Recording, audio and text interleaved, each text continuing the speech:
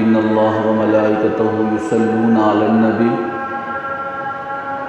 يا أيها الذين آمنوا صلوا عليه وسلموا تسليما اللهم صل على سيدنا ومولانا محمد صاحب التاج والمعراج والبراق والعلم دافع البلاء والوباء والقحط والمرض والألم اسمه مكتوب مرفوع منقوش في اللوح والقلم سید العرب والعجم جسمه مقدس معطر مطہر منور في البيت والحرم شمس الضحى بدر الدجى صدر الأولى نور الهدى قاف الورى مصباح الظلم جمیل الشیم شفیع الامم صاحب الجود والکرم واللہ عاصمہ وجبریل خادمہ والبراق مرکبہ والمعراج سفرہ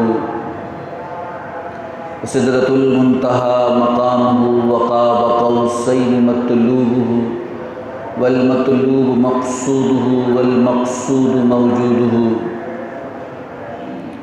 سید المرسلین خاتم النبیین شفیع المذنبین انیس الغریبین رحمت للعالمین راحت العاشقین مراد المشتاقین شمس العارفین سراج السالکین مصباح المقربین محب الفقراء والغرباء والمساکین سید الثقلین نبی الحرمین امام القبلتین وسیلتنا فی الدارین صاحب قاب قوسین محبوب رب المشرقین ورب المغربین جد الحسن والحسین مولانا ومولا الثقلین ابی القاسم محمد بن عبداللہ نور من نور اللہ یا ایہا المشتاقون بنور جمالہ صلو علیہ وآلہ وسلموا تسلیما اللہم صلی علی سیدنا ومولانا محمد وعلی آل سیدنا ومولانا محمد وبارک وسلم وصلی علیہ سلام اس پر کہ جس نے بے کسوں کی دستگیری کی سلام اس پر کہ جس نے بادشاہی میں فقیری کی سلام اس پر کہ جس کے پاس نہ سونا تھا نہ چاندی تھی سلام اس پر کہ جس کا ٹوٹا ہوا بوریا بچھونا تھا سلام اس پر کہ جس نے دشمنوں کو قبائیں دی سلام اس پر کہ جس نے گالیاں سن کر دعائیں دی سلام اس پر جو امت کے لیے راتوں کو روتا تھا سلام اس پر جو فرش خاک میں جاڑے میں سوتا تھا بلغ العلا بکمالہ کشف الدجی بجمالہ حسنت جمیع خصالہ صلو علیہ وآلہ حمد و ثنا کے بعد قرآن مجید فرقان حمید کی ایک مختصر آیت کریمہ تلاوت کرنے کا شرف حاصل کیا۔ خالق کائنات سے دعا ہے حق کہنے، حق سننے اور ہم سب کو اس پر عمل کرنے کی توفیق عطا فرمائے۔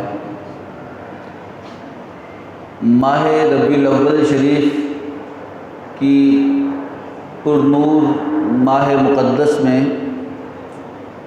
ہم لوگ داخل ہو چکے ہیں،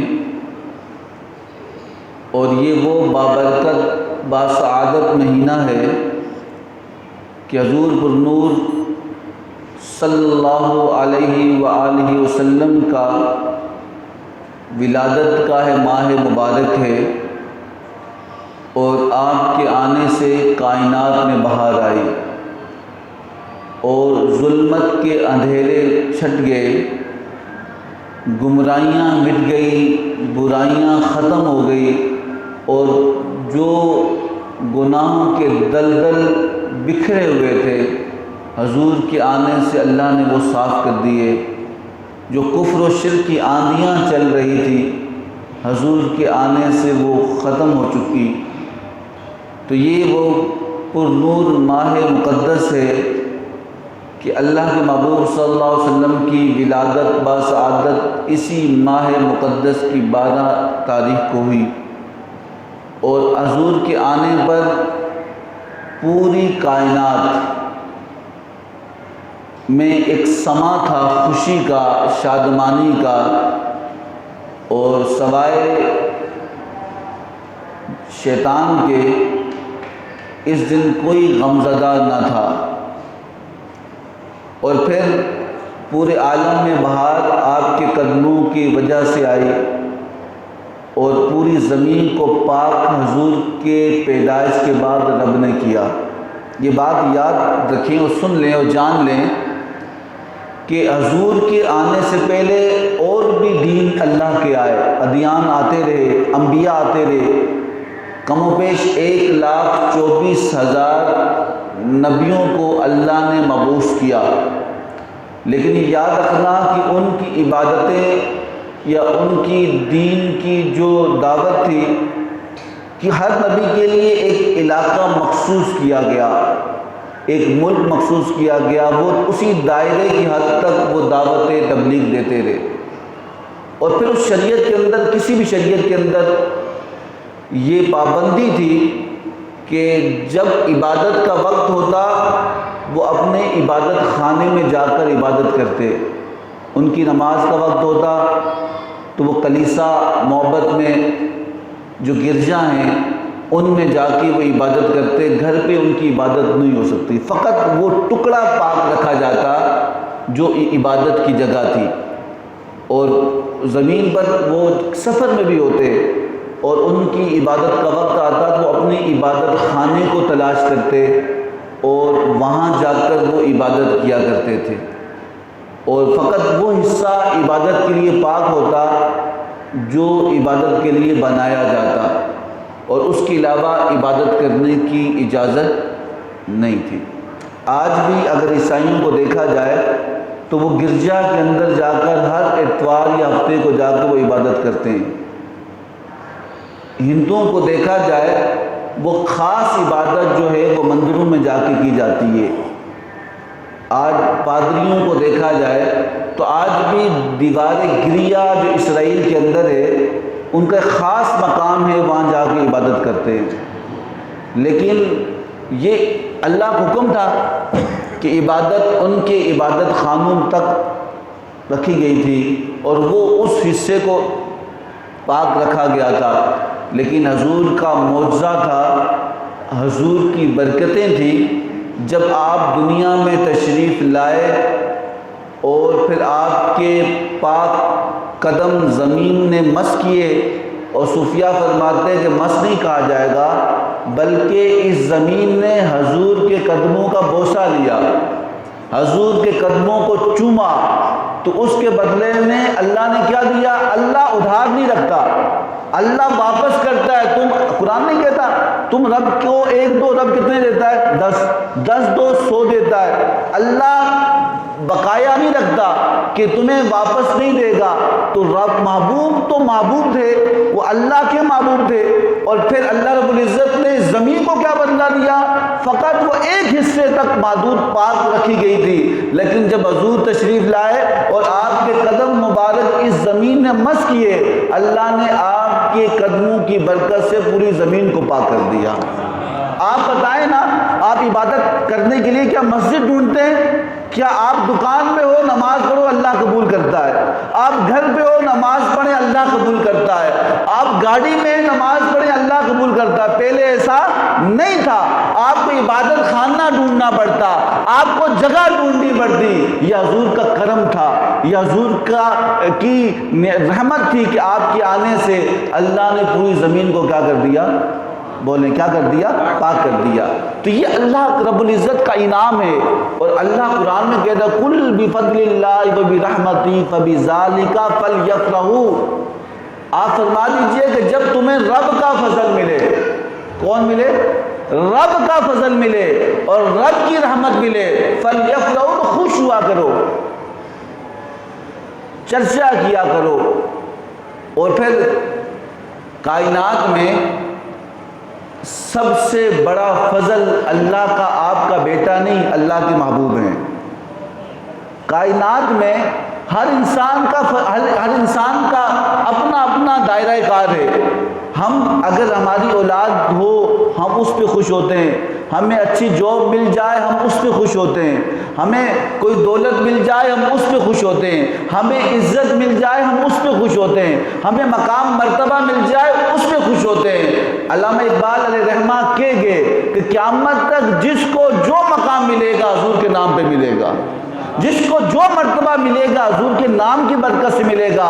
حضور کو چھوڑ کے تمہیں کچھ بھی نہیں ملتا، نہ خدا ملا، نہ وصال صنم، نہ ادھر کے رہے نہ ادھر کے رہے۔ تو علامہ اقبال رحمٰن نے فرمایا تھا کہ قیامت تک جس کو جو مرتبہ ملے گا تو کس کے نام سے ملے گا؟ جو عزت ملے گی، جو نام ملے گا، جو شہرت ملے گی، اس کے پیچھے حضور کا نام ہوگا، اس کی وجہ حضور ہوں گے۔ اور کہا کہ پھر، اور یہاں مفسرین لکھتے ہیں کہ اللہ کی سب سے بڑا فضل کون ہے؟ حضور کی ذات القدس۔ حضور کی اللہ کی سب سے بڑی رحمت کیا ہے؟ قرآن نے معاملہ ختم کیا۔ اللہ قرآن میں کہتا ہے کہ وَمَا أَرْسَلْنَاكَ إِلَّا رَحْمَةً لِّلْعَالَمِينَ، کہ محبوب ہم نے آپ کو تمام جہانوں کے لیے رحمت بنا کے بھیجا، آپ کو فضل بنا کے بھیجا۔ اور کسی نے کہا نا کون دیتا ہے کسی کو محبوب اپنا؟ آپ دے کے دیکھیں، کون دیتا ہے کسی کو محبوب اپنا؟ نہ جانے یہ رب نے کیسے گوارا کیا۔ تو رب نے اپنا محبوب ہمیں دیا، یہ اس پر ہم خوش ہوں۔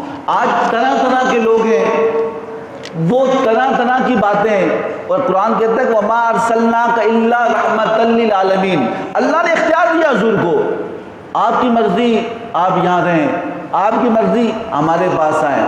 شب معراج پر جب حضور گئے آسمانی دنیا میں، جنت دوزخ کی سیر کی اور وہاں پہ گئے، اور اللہ نے اختیار دیا کہ محبوب آپ کی مرضی واپس جائیں، آپ کی مرضی یہیں پہ رہیں، تو حضور ہمارے لیے واپس آئے۔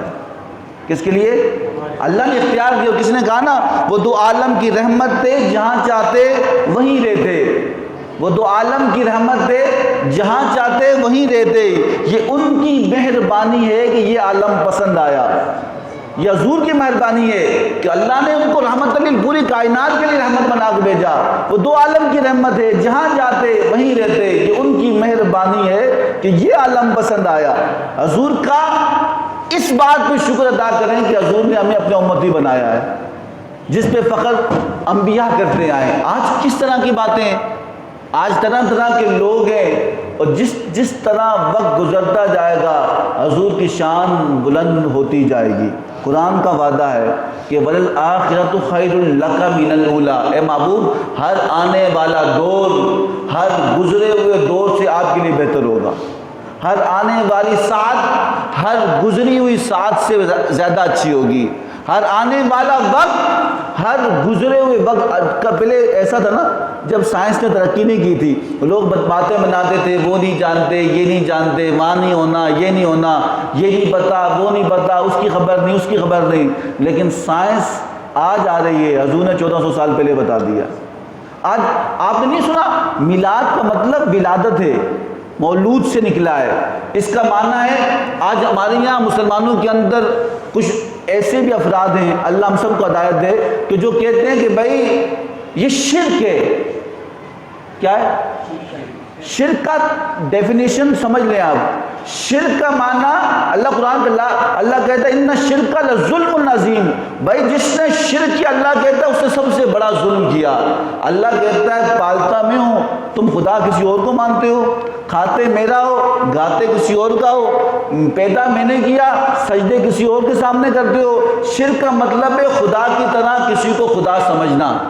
کیا مطلب ہے؟ شرک کی تعریف سمجھ لیں، کہ شرک جو کہہ رہا ہوتا ہے اسے خود نہیں پتا اس کا معنی کیا ہے۔ شرک کا مطلب ہے کہ خدا کی طرح کسی کو خدا سمجھنا، خدا کی طرح کسی کو رازق سمجھنا، خدا کی طرح کسی کو خالق سمجھنا۔ خدا پیدا نہیں ہوا، خدا پیدا ہونے سے پاک ہے، خدا جسم سے پاک ہے، خدا آنکھوں سے پاک ہے، خدا ہاتھوں سے پاک ہے، خدا کسی چیز کا محتاج نہیں، ہر چیز خدا کی محتاج ہے۔ تو خدا کی طرح کسی کو خالق، خدا کی طرح کسی کو رازق سمجھنا، اسے شرک کہتے ہیں۔ ہندو مشرک ہیں کیونکہ وہ بتوں کو خدا کے برابر سمجھتے ہیں، عیسائی مشرک ہیں کیونکہ وہ عیسیٰ کو خدا کا بیٹا، خدا کا شریک ٹھہرا رہے ہیں، وہ خدا کا بیٹا سمجھتے ہیں۔ یہودی مشرک ہیں، وہ اللہ کی بیٹیاں فرشتوں کہتے ہیں۔ بھئی آپ بتاؤ مسلمان کیسے مشرک ہوگا؟ مسلمان کلمہ پڑھتے وقت کہتا ہے لا الہ محمد اللہ کا اس کا معنی سمجھ نہیں۔ مسلمان کلمہ پڑھتے ہوئے کہتا ہے کہ لا نہیں ہے کوئی معبود، اے اللہ عبادت کے لائق تیرے سوا کوئی نہیں۔ کلمہ پڑھنا کا معنی سمجھ لیں کہ کلمہ اس چیز کا شرک کا انکار کرتے ہیں، اللہ کے سوا کوئی معبود نہیں، اللہ کے سوا کوئی خالق نہیں، اللہ کے سوا کوئی عبادت کے لائق نہیں، اللہ کے سوا کوئی رازق نہیں۔ مسلمان مشرک ہو کیسے سکتا ہے؟ وہ ہر نماز میں کلمہ نہیں پڑھتا، ہر اذان کو نہیں سن رہا ہوتا۔ بھئی یہ کیوں کہتے ہو مشرک؟ بھئی خدا جب دین لیتا ہے تو عقل چھین لیتا ہے، خدا جب دین لیتا ہے تو عقل، اللہ تعالیٰ کی جب کسی سے ناراضگی ہو تو پھر وہ ایسی سی باتیں کرتا ہے جو اللہ کو بھی پسند نہیں ہوتی۔ تو کہا کہ آج کہا جاتا ہے شرک ہے۔ بھائی جب میلاد کا ذکر ہوتا ہے نا، میلاد کا، یہ شرک کا انکار ہو رہا ہوتا ہے۔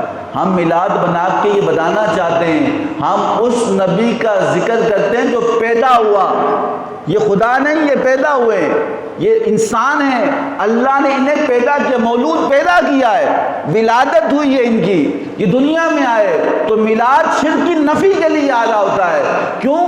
اب عیسائیوں نے عیسیٰ علیہ السلام کے معجزے دیکھے تھے نا، معجزے دیکھے تھے۔ آپ مردوں کو ہاتھ لگاتے تو وہ زندہ ہو جاتے، نابینا کو ہاتھ لگاتے تو وہ بینا ہو جاتے، کوڑ کے مریض کو ہاتھ لگاتے وہ شفا پا جاتے۔ یہ تو چھوٹے چھوٹے معجزے تھے، یہ تو وہ معجزے تھے جو چھوٹے تھے۔ اللہ نے تو محبوب کو پوری کائنات عطا کی ہے، پوری کائنات عطا کی تھی، وہ بڑے معجزات تھے۔ چاند کو قدموں میں لانا، سورج کو واپس پلٹانا، آپ کے معجزے تھے۔ ایک صحابی رسول فرماتے ہیں کہ ہم ایک سفر میں تھے۔ کس میں تھے؟ بولیں بھائی، یہ میلاد کا مہینہ ہے، مومن تو خوش ہوتا ہے۔ آپ ایسے بیٹھے ہو جس سے زبردستی بٹھایا ہے تو ختم کر لیتے ہیں۔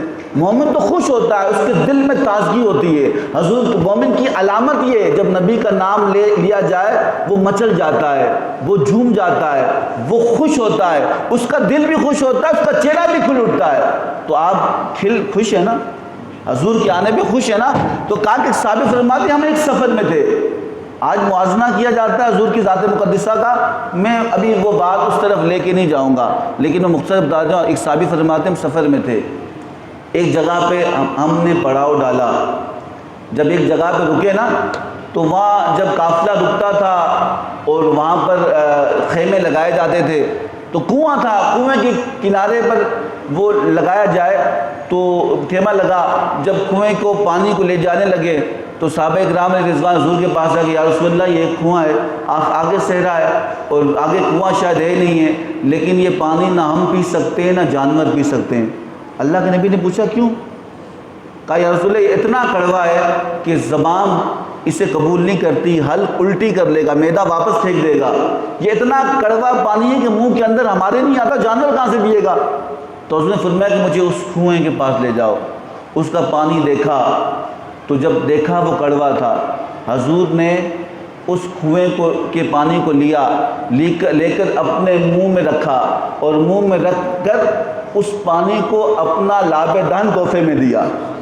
یہ تو اس کی خوشخبری ہے، یہ اس کی خوشخبری ہے کہ حضور نے اسے قبول کیا۔ لاب دہن، اپنے منہ کا لاب اس کنویں میں ڈالا۔ جب تک حضور کا تعلق اس کے ساتھ نہیں تھا اس وقت تک وہ کڑوا تھا، پہلا ڈھول کڑوا تھا، جب حضور کا لاب دین اس میں گیا، اس صحابی قسم کھا کے کہتے ہیں کہ ہم نے جب دوبارہ اس کنویں سے پانی نکالا، جب حضور کی نسبت اس کے ساتھ ہوگی، کہا شہد میٹھا کیا ہے، شہد کیا میٹھا ہے، پھر وہ میٹھا کنواں مشہور ہو گیا جو کچھ لمحے پہلے کڑوا تھا۔ تو یاد رکھنا، جس کا تعلق قیامت تک حضور سے لگ جائے گا، یاد رکھنا اللہ اسے بھی عزت والا بنا دے گا۔ یہ پیمانہ یاد رکھنا کہ جس کا تعلق قیامت، اقبال کہہ گئے قیامت تک جس کو جو عزت ملے گی اور جس کو جو بلندی ملے گی وہ حضور کے نام سے ملے گی۔ حضور کو چھوڑ کر نہ خدا ملے گا نہ کوئی اور تعلق۔ اور پھر آج یہ کہا جاتا ہے میلاد کہاں لکھا ہے، کیا صحابہ نے میلاد بنایا؟ یہ عام ہمارے یہاں لوگ سوال کرتے ہیں۔ میں کسی کی طرف نہیں جا رہا، میں ایک حدیث قرآن کی طرف جا رہا ہوں۔ مجھ سے نماز سے پہلے پوچھا تھا کیا صحابہ نے میلاد بنایا؟ میں نے بندے سے کہا تجھے تکلیف کیا، بتا، تو نے نہیں منانا، نہیں منا تو تکلیف کیا ہے؟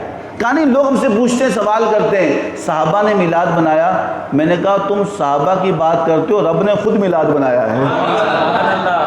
اور تم صحابہ کی بات کرتے ہو، 1,24,000 انبیاء کو نبوت بعد میں نہیں، پہلے میلاد کی محفل میں بٹھا کے بات کی رب نے۔ وَإِذْ أَخَذْنَا مِيثَاقَ النَّبِيِّينَ، قرآن کی گواہ ہے، یہ نص قطعی سے ثابت ہے۔ اللہ نے کہا میں تمہیں منصب دوں گا، تمہیں نبوت دوں گا، تمہیں مرتبہ دوں گا، تمہیں نبی بناؤں گا، لیکن جا کے میرے محبوب کا ذکر کرنا۔ اور پھر آج لوگ کہتے ہیں صحابہ نے، میں دلیل نہیں دوں گا، کیوں؟ عاشق دلیل نہیں مانگتا، عاشق بس محبوب کی دید کا عید کب ہوتی ہے؟ جب محبوب کی دید ہوتی ہے۔ میری تب عید ہوگی جب تیری دید ہوگی۔ یہ تو محبوب کہا کہ وہ علامہ اقبال علیہ الرحمٰن نے کہا نا کہ عشق عقل کو تنقید سے فرصت نہیں، ایسا ہوگا تو ایسا ہوگا۔ عقل ہے نا، عقل مند ہمارے یہاں بہت فلاسفر لوگ پائے جاتے ہیں، ایسا نہیں ایسا ہونا چاہیے، ایسا نہیں ایسا ہونا چاہیے۔ علامہ اقبال رحمہ قیامت تک ایک اصول بتا گئے کہ یاد رکھنا کہ عقل پہ جاؤ گے تو پھنس جاؤ گے، عقل میں آؤ گے تو پھر ان دائروں میں گھومتے پھرتے، ان بھول بھلیوں میں پھرتے رہو گے۔ تو کافر کیا کرے؟ کہ عقل کو تنقید سے فرصت نہیں، تو پھر کیا کیا جائے؟ کافر یہ کیا جائے، عقل کو سائڈ رکھ دیا جائے، عشق کو آگے رکھا جائے۔ کہا کہ پھر عشق کو آگے رکھ کے کیا کریں؟ کہا عقل سے ایمان کی بنیاد نہیں رکھنا۔ کہا پھر کس سے رکھیں؟ کہا عشق سے ایمان کی بنیاد رکھنا۔ کہا عقل کو تنقید سے فرصت نہیں، عشق سے ایمان کی بنیاد رکھ۔ تو کہا کہ صحابہ نے میلاد بنایا، صحابہ نے میلاد بنایا، اور قیامت تک صحابہ کے چاہنے والے ہی بناتے رہیں گے انشاءاللہ، حضور کے وارث ہی بنائیں گے یہ۔ اللہ تعالیٰ دیکھیں، ایک سوال وہ ہوگا جو محبت والا ہے، ایک سوال دلیل والا ہوگا، اور یہ عشق والا سوال کا جواب دے دوں۔ کسی نے پوچھا بھائی میلاد کہاں لکھا ہے کہ تم میلاد بناتے ہو، یہ کہاں لکھا ہے؟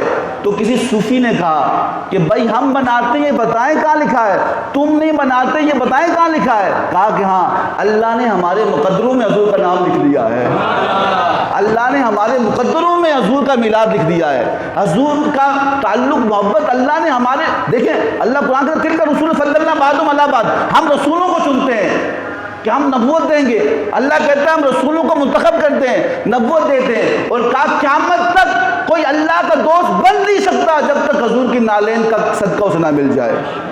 اور کہا کہ پھر جس طرح اللہ پوری کائنات میں اپنے نمائندگی بھیجتا ہے اور رسولوں کی صورت میں، اور رسول آقا کے بعد آپ ختم نبوت ہے، خاتم النبیین ہے، آپ کے بعد کوئی نبی نہیں آئے گا، پھر رب کا پیغام کون لے کے آئے گا؟ پھر لال شہباز قلندر لے کر آئیں گے، پھر رب کا پیغام عبداللہ شاہ غازی لے کے آئیں گے، پھر رب کا پیغام داتا علی حجوری لے کے آئیں گے، رب کا پیغام خواجہ معین الدین چشتی لے کے آئیں گے، رب کا پیغام حضرت شہاب الدین سہروردی لے کے آئیں گے، رب کا پیغام شاہ نقشبند لے کے آئیں گے۔ بھائی دین میرے آپ سے تھوڑی پھیلا ہے، یہ تو صوفیاء کی ایک نگاہ سے ہم گھومتے رہے، پھرتے رہے، بلاتے رہے، ہم ایک گیٹ سے بندے کو پکڑ کے لاتے ہیں، وہ نماز، ہم باتھ روم جاتے ہیں وہاں سے بھاگ جاتا ہے، ایسا ہوتا ہے کہ نہیں ہوتا؟ ہم کوشش کرتے ہیں پھر ہی بندے بھاگ جاتے ہیں، لیکن کہ اولیاء کی یہ کمال ہے، وہ سونا ہے، وہ رب کا حضور کا عکس ہوتے ہیں۔ آپ نے دیکھا کہ سورج ہے، اس جیسا دوسرا کوئی نہیں، لیکن جب آئینے کو رکھ دیا جائے وہ سورج والا کام وہ بھی کرنا شروع کر لیتا ہے۔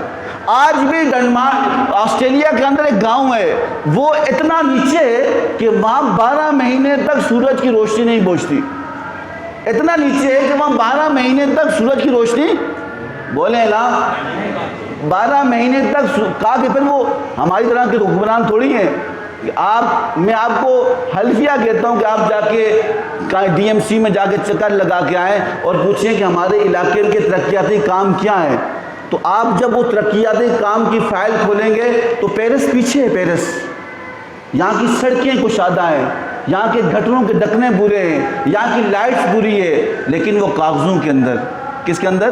کاغذوں۔ عملی طور پر آج بھی ہم اس طرح ہیں کہ یہاں پیدل سڑک میں چلنا مشکل ہے، سواری پہ جو بیٹھ جائے گردے کی پتھری ویسے نکل جائے گی اس کی، سمجھا رہی بات؟ یہ حال ہے، لیکن کاغذاتی طور پر تو ہم تو ویسے ہی پیرس میں رہتے ہیں، لیکن عملی طور پر ایسا نہیں ہے۔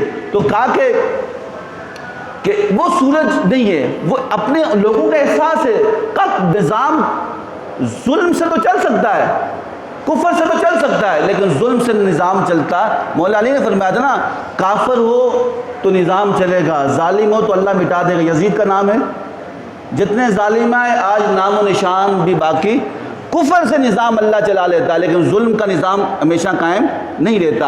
اور کہا کہ انہوں نے ایسا اپنی عوام کے لیے، میں پڑھ کے حیران تھا ان کی سوچ کے اوپر، کہ انہوں نے ایک بہت بڑا شیشہ لیا، بہت بڑا شیشہ، اور اس شیشے کو پہاڑ کی چوٹی پہ لگایا، اس جگہ پر جہاں سے سورج دور سے طلوع ہوتا ہے، اور وہ طلوع ہوتا ہے تو سورج کی روشنی جب اس شیشے پہ پڑتی ہے تو وہ شیشہ اس روشنی کو اس گاؤں میں پھینکتا ہے، یعنی پورا اس کا نور جو ہے وہ اس گاؤں تک پہنچتا ہے، اس قصبے تک جو اس سے کئی سال تک محروم تھے۔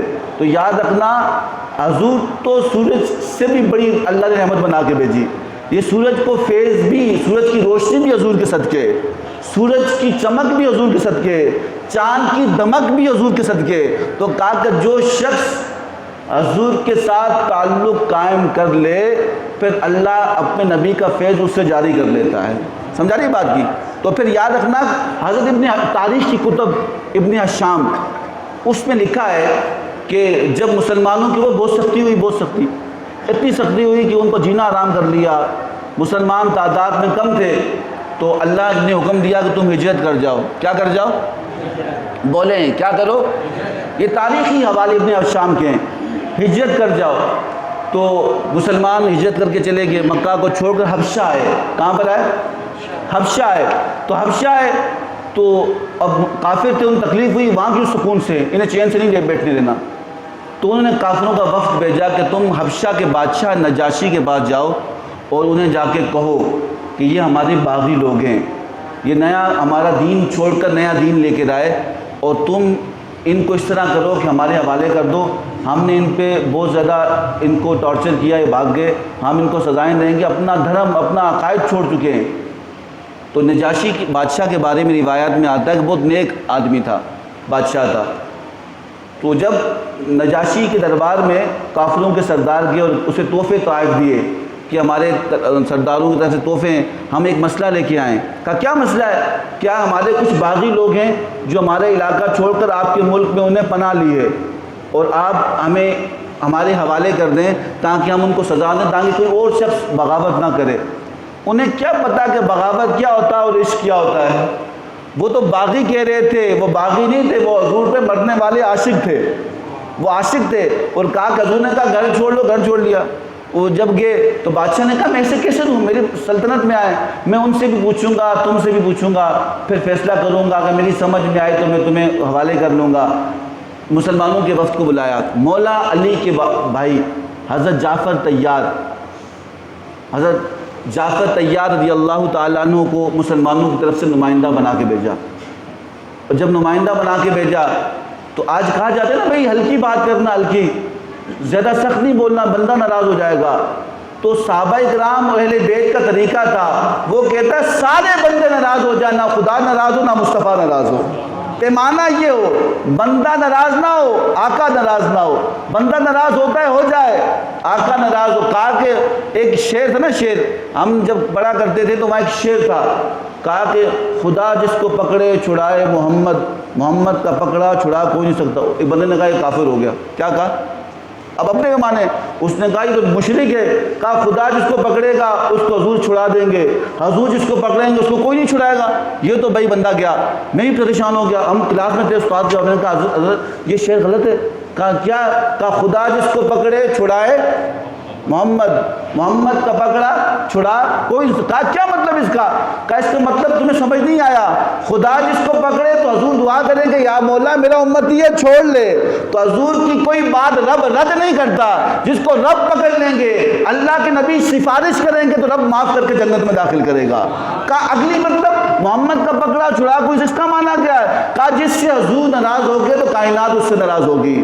اس سے اللہ قرآن میں کہتا ہے, عبداللہ ابن ابی منافق تھا, جب وہ مر گیا تو آپ کا بیٹا آیا, کہا کہ یا رسول اللہ میں تو سچا مسلمان ہوں, میرے باپ کے لیے دعا کریں اللہ اس کو بخش دے. حضور نے اس کی منافقت کو دیکھا, اس کے کیا نام ہے ہیلے حربوں کو دیکھا, اس کے ظلم کو دیکھا, لیکن اپنے اس عاشق کو بھی دیکھا, اس کے بیٹے کو, اس کی خاطر کھڑے ہو گئے. آپ نے ہاتھ اٹھائے. کیا اٹھائے؟ بولیں کیا اٹھائے؟ عجابت کا صحرا عنایت کا جوڑا, دلہن بن کے نکلی دعائے محمد. عجابت نے جھک کے گلے سے لگایا, بڑی ناز سے وہ دعائے محمد. اس کے بارے میں آگے بات کروں گا. تو کہا کہ حضور نے ہاتھ اٹھائے, حضور کا دشمن تھا نا, حضور کی مخالفت کرتا رہا, اور کہا کہ یا اللہ اسے بخش دے. اللہ نے قرآن نازل کیا, استغفر لہم او لا تستغفر لہم, اے محبوب جس کو بولو گے پہاڑوں کے برابر گناہ کر کے آئے معاف کر لوں گا. اے محبوب تیرا گستاخ آئے گا تو اس کو معاف نہیں کروں گا. اے محبوب تو ہاتھ اٹھا رہا ہے, میں تیرے ہاتھوں کو دیکھتا ہوں, لیکن یہ لیتا ہوں تیرے دل کو اس نے رنج دیا, تجھے تکلیف دی, اسے معاف نہیں کروں گا. اے میرے محبوب, کہا کہ اللہ نے قرآن میں بتا دیا کہ جس سے رسول ناراض ہو جائیں, جس سے حضور ناراض ہو جائیں, اسے رب معاف کرتا. بولے معاف کرتا. اللہ حضرت نے بات ختم کر لی. کہا کہ عجابت کا جوڑا عنایت کا صحرا, کہا کہ جس طرح تم دلہن کو تیار کرتے ہو نا بیوٹی پارلر میں لے جا کر, اس کے لہنگے سلا رہے ہوتے ہو, اس کے ہزاروں کے کپڑے خوبصورت بنا کے لے کے جا رہے ہوتے ہو, ہماری دعائیں تو ہمارے منہ پہ ماری جاتی ہیں کیونکہ ہم نے ہمارے اعمال اتنے برے ہیں, لیکن کہا کہ تمہاری دعائیں قبول ہو نہ ہو. اللہ حضرت نے بات ختم کی کہ عجابت کا جوڑا, کہ قبول کرنے والا جوڑا اس دعا کو رب پہناتا جو مصطفیٰ کی زبان سے نکلتا ہے. عنایت کا صحرا, دلہن جس طرح دولہے کو تم صحرا بنا کے تیار کر کے لے کے جاتے ہو, تو کہا کہ رب کے محبوب کی دعا اللہ کی بارگاہ میں دولہا بن کے پیش ہوتی ہے. دلہن بن کے نکلی دعائے محمد, کہا کہ دلہن جس طرح تیار ہو کے گھر سے رخصت ہوتی ہے, محبوب کی زبان سے نکلے ہوئے الفاظ دلہن بن کے اللہ کی بارگاہ میں پیش ہوتی ہے. کہ عجابت نے جھک کے گلے سے لگایا, کہ تم جاتے ہو کسی سے ملنے, ہم کہتے ہیں یا اللہ معاف کر, یا اللہ میرے گناہ معاف کر, یا اللہ اولاد دے دے, یا اللہ میرے مسئلے حل کر. کہا کہ پھر کہتے ہیں پتہ نہیں قبول ہوگی کہ نہیں ہوگی. یہ سوال ہوتا ہے کہ پتہ نہیں قبول ہوگی کہ نہیں ہوگی. ہم کہتے ہیں کہ اللہ قبول بھی کر لے, ہماری قبولیت کیا ہے؟ کہ تم دعا کرو تو قبولیت کا انتظار کرو. کہ محبوب کی دعا ایسے ہے کہ قبولیت خود اسے لینے کے لیے آتی ہے. کہا کہ دلہن بن کے نکلی دعائے محمد, عجابت نے جھک کے گلے سے لگایا, بڑی ناز سے وہ دعائے محمد. کہا کہ جب حضور دعا کرتے ہیں, دعا قبولیت کی چیز خود نیچے حضور کی دعا کو لینے کے لیے آتی ہے. تو جس کو فخر ملے گا تو حضور کے نام پہ ملے گا. تو حضرت شام ابن آخری اس کے بعد ایک روایت پیش کر ختم کروں گا. ابن شام فرماتے ہیں کہ جب جعفر تیار ہے تو کہا کہ نجاشی نے بولا بھائی تم نے کیوں اپنا باغی کیوں ہوئے؟ اس نے کہا کہ ہم گناہ گار تھے, ہم بیٹیوں کو زندہ دفن کرتے تھے, ہم تو یتیموں کا حق کھاتے تھے, ہم تو مسکینوں پہ ظلم کرتے تھے, ہم تو اپنے ماں باپ بہن بھائی کسی کی عزت نہیں تھی, ہم تو زندہ درگو کر لیتے تھے. تو پھر کیا ہوا؟ ہم تو اتنے جاہل تھے, لیکن حضور آئے تو ہمیں عزت کا تاج عطا فرما دیا. یہ میلاد نہیں تو اور کیا ہے؟ میلاد کا معنی کہ حضور کی تعریف. نجاشی کی بڑے دربار میں حضرت جعفر طیار نے حضور کا میلاد بیان کیا تھا. سمجھا رہی بات کی؟ تو انشاءاللہ اگر جمعۃ المبارک کو بات کریں گے تو یاد رکھنا میلاد لکھا بہت جگہ ہے. میلاد کا معنی قیامت تک لوگ اللہ جس کو چنے گا اپنے محبوب کی تعریف کے لیے اسے پیدا کرے گا, توفیق دے گا. تو اس میں کس نے کہا نا, نہ لمبے پینڈے پا ملنا, نہ علمہ بچ فسا ملنا, بس یار دیگر سنا تو کہا کہ جو حضور سے محبت کرتا ہے وہ ان باتوں میں نہیں چلتا. میں ایک بات کے بات ختم کروں گا. تو کوئی پوچھے کہاں لکھا ہے, اسے کہہ دینا کہ جب ہمارا مقدر لکھا جا رہا تھا اللہ نے اس مقدر میں حضور کے غلاموں میں ہمارا نام بھی لکھ دیا تھا. سمجھا رہی بات؟ بس اتنی بات, لمبی بات نہیں. اب دلیل دو گے وہ دلائل دے گا, آپ بات کرو گے. ہم کسی کی بات کی پرواہ نہیں کرتے. جو تیرے نام کس نے تخت سکندری پر وہ تھوکتے نہیں, آقا بستر لگا ہوا ہو جس کا تیری گلی میں. کہا کہ حضور کی محبت کرنے والا پھر کسی کی پرواہ نہیں کرتا. لوگ پوچھتے ہیں کہاں ہے, میرے پاس یہ پورا میرے پاس حوالے موجود ہیں لیکن وقت کی قلت تھی, میں بتا دیتا. میں جواب نہیں دینا چاہتا, میں صرف اتنا بتاتا ہوں کہ یہ اللہ نے میلاد بنایا, انبیاء نے میلاد بنایا, اولیاء نے صحابہ نے میلاد بنایا, اہل بیت نے میلاد بنایا. ہر دور کا کلچر علاقہ الگ الگ ہوتا ہے, اور قیامت تک جو عاشق ہے اور جو غلام مصطفیٰ ہے وہ حضور کا میلاد بناتا رہے گا. سمجھا نہیں بات کی؟ تو اس لیے کل میلاد مصطفیٰ صلی اللہ تعالی وسلم کی ریلی کا انعقاد ہے. آج لوگ اپنے اپنے لوگوں کی ریلیاں نکالتے ہیں, پتہ نہیں وہ کام آتے بھی ہیں کہ نہیں آتے. کسی ہزار میں سے کسی ایک کا کام آئیں گے, لیکن ہم جس کا میلاد مناتے ہیں یہ کنفرم ہے وہ قبر میں بھی کام آئیں گے, محشر کے میدان میں بھی کام آئیں گے, اور جنت میں بھی کام آئیں گے انشاءاللہ. حضرت انس بن مالک رضی اللہ تعالیٰ, بات ختم ہو چکی ہے. انس بن مالک رضی اللہ تعالیٰ عنہ فرماتے ہیں میں حضور کے پاس تھا. کس کے پاس تھا؟ آخری حدیث سنا رہا ہوں, بات ختم. میں حضور کے پاس تھا. میں نے کہا یا رسول اللہ روز قیامت آپ اتنا بڑا مقام محمود رب عطا کرے گا, ہم جیسے چھوٹے لوگ کہاں جائیں گے؟ آقا بادشاہوں کے پاس تو آج یہاں نہیں جایا جاتا, اتنی سکیورٹی ہوتی ہے, ہم آپ کو کیسے ڈھونڈیں گے, آپ کہاں ملیں گے؟ تو حضور نے انس بن مالک رضی اللہ تعالیٰ عنہ کہا کہ میرے غلام جب تم مجھے ڈھونڈنا چاہو تو میزان جہاں اعمال تولے جا رہے ہوں گے مجھے وہاں دیکھنا, جہاں میری امتی کے اعمال کم ہوں گے میں زیادہ کرتا جاؤں گا. تو کہ یا رسول اللہ اگر وہاں بھی نہ ہوئے میں پھر کہاں جاؤں گا؟ کہا کہ اے انس بن مالک, ہماری بات کر رہے تھے. انس بن مالک ہماری بات کر رہے تھے. انس بن مالک نے کہا یا رسول اللہ اگر وہاں بھی نہ ملے تو کہاں جاؤں گا؟ آپ فرمایا کہ تم پل صراط پہ جانا, بہت خطرناک راستہ, بال سے زیادہ باریک, تلوار سے زیادہ تیز, ایک لغزش بندہ, ایک غلطی بندہ جہنم میں گر جائے گا. تو کہا یا رسول اللہ آپ وہاں؟ کہا کہ میں وہاں جاؤں گا, میرا کوئی امتی پل صراط پہ گرتا ہوگا میں اسے بچا کے جنت میں داخل کروں گا. تو پھر آخری بات جو تھی, بات کلیئر کی نا انہوں نے, کہ یا رسول اللہ اگر آپ پل صراط پہ بھی نہ ملے, آپ اگر میزان پہ مجھے نہ ملے, یا رسول اللہ پھر میں کہاں جاؤں گا؟ کہ تم کہیں نہیں جانا, تمہیں جہاں ضرورت پڑے گی میں وہاں پہ آ جاؤں گا. تو اللہ سے دعا کریں کہ اللہ تعالیٰ ہم سب کو صحیح معنوں میں حضور کی محبت نصیب فرمائے. میلاد مصطفیٰ کی ریلی ہے, اس میں آپ شامل ہو, یہاں سے لیبر اسکوائر تک ہوگی, اور یہ آگاہی ہوتی ہے. لوگوں نے کہا ریلیوں سے کیا ہوتا ہے؟ ریلیوں سے یہ ہوتا ہے کہ لوگ بتاتے ہیں کہ ابھی ہم مرد نہیں کہ حضور کے نام والے زندہ ہیں, حضور کے نام والے زندہ ہیں, اور جو حضور کے نام کی نکلتا ہے تو حضور کی نگاہ میں ہوتا ہے. آپ کے گھر میں کوئی دستک دیتا ہے تو آپ کو نہیں ہوتی, آپ کو پرواہ نہیں ہوتی, آپ کو پتہ نہیں چلتا, آپ کو دروازہ کھولو کون آیا ہے. جب آپ کہیں گے سرکار کی آمد مرحبا, فرشتے کہیں گے یا رسول اللہ آپ کو غلام آپ کو پکار رہا تھا. جب آپ کا پیغام پہنچے گا تو پھر نگاہ ویسی بڑھ جائے گی, پھر مصیبتیں ویسی ٹل جائیں گی. تو کل کی اس ریلی میں آج ظہر کی نماز کے بعد سب آپ شرکت فرمائے. اللہ سے دعا کہ جو کچھ سنا اس پہ عمل کرنے کی توفیق عطا فرمائے. وما علینا الا البلاغ.